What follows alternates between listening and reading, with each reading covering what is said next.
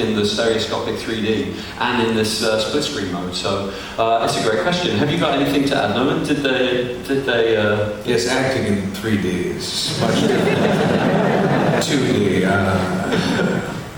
You have to kind of project.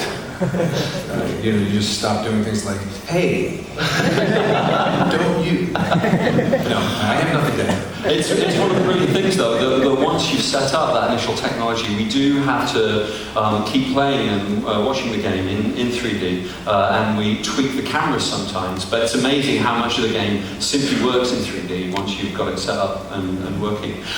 I don't know if there are any other questions in here. We'll come back to you if we get time. Yes. Oh, check here. Yeah, let's go to this gentleman next. Cool. And there's maybe. Okay, great. There's somebody over here. Go ahead, his hands moved down. Hold on. I lost it. Oh, did we turn that off? Turn this one off. There you go. My question to you, Nolan. You're, for most of us, the voice of this generation of consoles, with your various different voices that you do. How do you keep all of the performances fresh and different as you go through the time? Well, I think every project's different, and it's fun. I would love to tell you how the technical aspects of it, and it's very difficult, but it's just flat out fun. I joke about it, the fact that I get paid for a living to do what I got detention in school for. The teachers who said, where do you think those funny voices will get you? EuroGamer Expo 2011.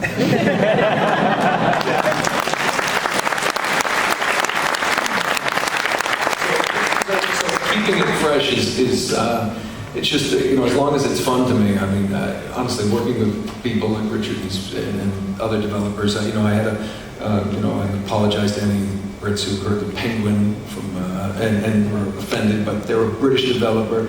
They're fantastic, and it's a great game, and they allowed me to go down into the Penguin land, didn't they? So we're very excited about that game at Naughty. Yeah, and that's the other great thing about the people I work with. They're fans of each other, and so it's just keeping it fresh is pretty easy. I mean, come on, we're making games, right? So it's not too much of a challenge. Thanks. I think there's a question over here.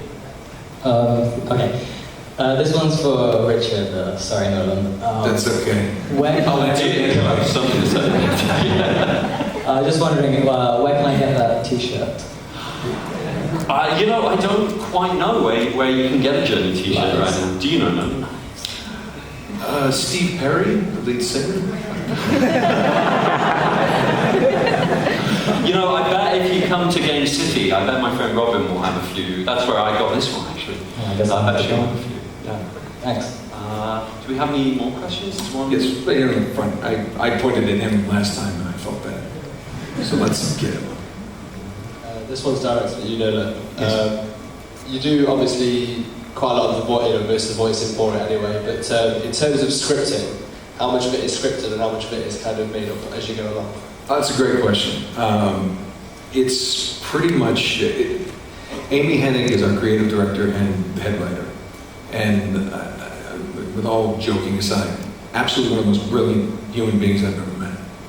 She also, people don't realize this, and I just added it about 3 weeks ago.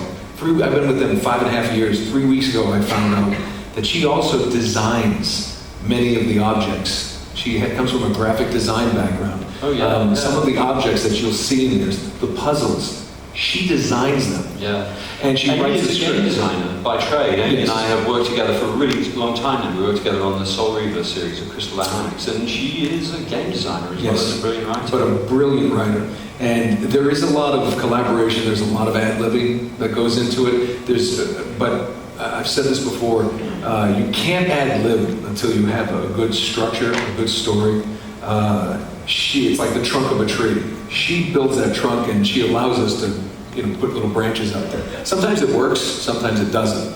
And the one thing that there's less scripting than others. The cinematics are scripted, and then we'll say, hey, let's try this. We have the time, we have the ability. Hey, what if I tried this? What if I said it this way? And we do that. But one of the unique things that Naughty Dog did in Drake's Fortune and subsequently is something I like to call chasing picture. They will actually be at the design office and they'll do gameplay. We'll record a video of playthroughs of other Yes. songs. And then bring it to me. The other actors will do it now. And I watch a monitor like this. And, you know, if I'm watching, you know, like what we just watched, or, you know, and there's no sound, and just, you know, like, gosh, it's hot. You know, and I'll just make up stuff as I go. And Amy calls it affectionately panning for gold, because there's a lot of stuff you're not going to use. Some stuff that would probably have social services take my children away, and others that, hey, make it into the game. It's one of the famous lines from Uncharted 2, where I took my son's line, "Kitty got wet," and I threw it into one of those things, and I said, "Kitty got wet," and I went. I looked and everybody went, what the hell was that? And I had to tell the story about it. I said, no, it's not dirty. I know it sounds dirty, but it's not. And I told people in the last one, for the Uncharted 3, it is my now 8-year-old, who was 5 at the time, or 6. We were skiing. And I was thinking, well, what's going to be the next? He said, I want to do the next line. Cooper got to do the first line in that game, so all right, well, and he's coming up with stuff, and it didn't matter. It wasn't organic. He's just throwing stuff out. You know, we're skiing. We're on a lift. It's the end of the day. We're exhausted, and I just looked, and it's this beautiful vista, and I'm like, wow, you having fun, buddy? And he goes, and he didn't even look at me. He went, yeah. I'm working my ass off today. I just went. And now I knew straight away. Oh yeah, that was going to be it. Because I knew part of the game, we had already been recording, and I knew there's a bunch of things where he's just beaten up and he just can't stand up any longer, and just thought that, you know, one of those game playthroughs where he hits the last guy, and I think that's where they put it. It's one of those and I heard that line in the game the other day. I was doing a playthrough, and it was some intense sequence of combat, and it comes at just it's not quite as memorable as the Kitty got wet, because that sparks everyone's body, imagination, even though it's from an innocent 8-year-old. And so we love this, of course, because we take this dialogue from the studio and just bring it back to the office and put it in the game, and bingo, you get all this. And I've learned that the stuff they don't use helps keep them awake. Last thing at night, we pass it around, just for our everybody's own very amusement. And it's like the Christmas reel, and it's, you know, blackmail material. I don't know how much time we have left, but let's take another question. We'll keep going until they drag us off the stage. One more question. One more. Nolan, can you choose one more question? No. Do you have a sense of... Him. Her. Oh, what about this guy right here?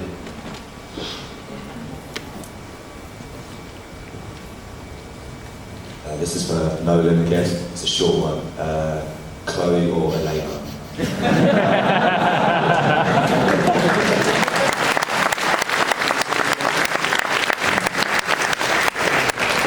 Why not both?